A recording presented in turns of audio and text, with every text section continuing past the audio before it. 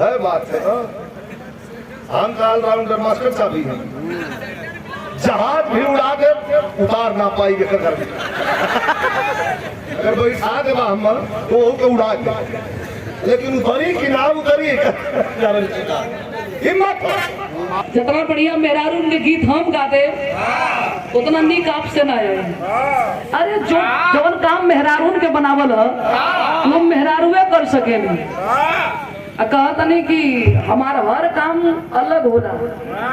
हम अपने ससुराल में आके गावत ही, हिम्मत हो तो तुम अपने ससुराल में चल के गावा। काम अलग हटके होता है। मैं अपने ससुराल में गा रहा हूँ, है हिम्मत तो तुम भी अपने ससुराल में गा के दिखाओ। हाँ भैया, गलत की सही, जोर से बोला लगा यार। गाजीपुर में थी, अब जना लगे गाजीपुर का हुआ लोग, मतलब मैं बिहारी में खेले हुआ। अच्छा भैया ओके दा हमार तो 8 टन को बिराज मंच को भैया ओके दा अपने ससुरारी में ना गौनी तो कहिया। हां ये भी आवा होई कहिया।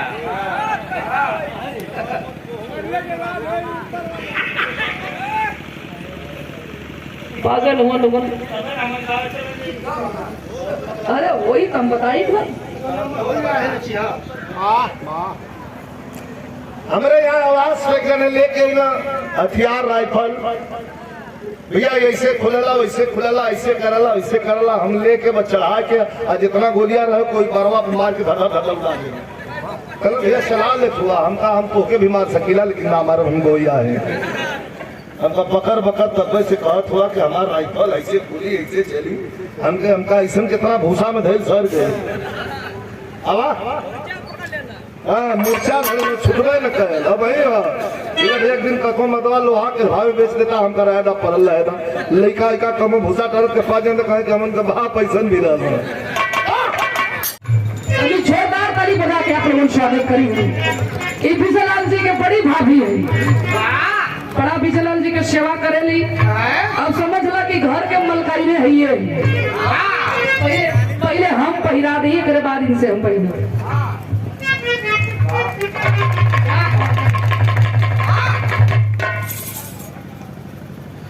और ये देखें 1000 रुपया पुरस्कार देके सम्मानित किया गया। और ये हमारे बड़ी भाभी की ओर से रहा, जो बहुत प्यार बड़ा दुलार बड़ा स्नेह मिलेला पूरे परिवार से। जब भी हमन के इधर प्रोग्राम होला घर की तरफ जाई जला तो बिना खियोले दरवाजे से जाए ना देती, कुछ तो खा के जा लेकिन खा के जाएंगे।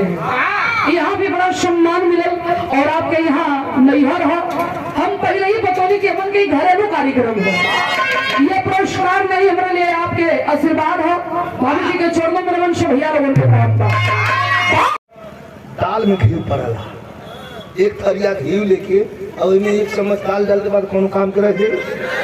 अगर बजाई समार शौक में मार चढ़ौले पर महेंद्र मतीन पीहू लेगा तो यहाँ से रोड पर जात जात एड़ी कब शप शप कर लगी पता न चली, कपाट बंद संग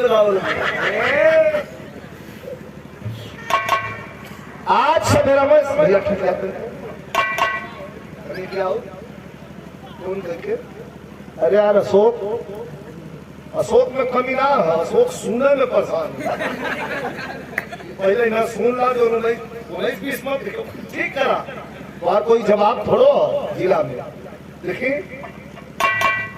कहीं से ऊपर आउट कराओ मीठा। हाँ वह बात है ना। हम काल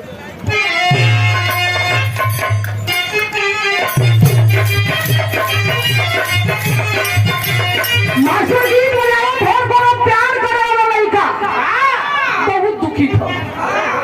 लड़की के मोबाइल स्विच ऑफ हो गई। नौजवान भाई लोगन बैठे लोगन से कैले रही जानत हुई। विजयलाल जी ये ऐसा चीज है ना, रतिया भर जैसे लगेला कि छन छन जैसे गरम तावा पर साग रख के कलहारा जला, वही तरह रह के करे जावा कलहराइल करेला। लड़की के गावे कुल पहुंच गला नहीं है। कहाँ मास्टर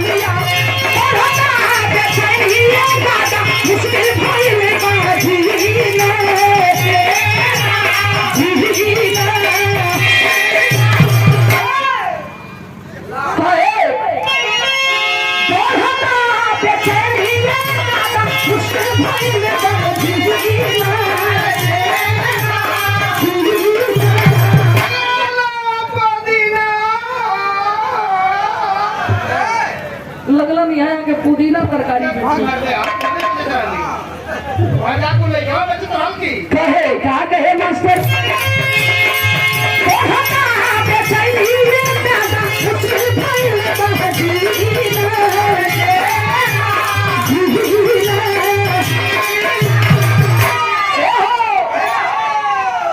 ले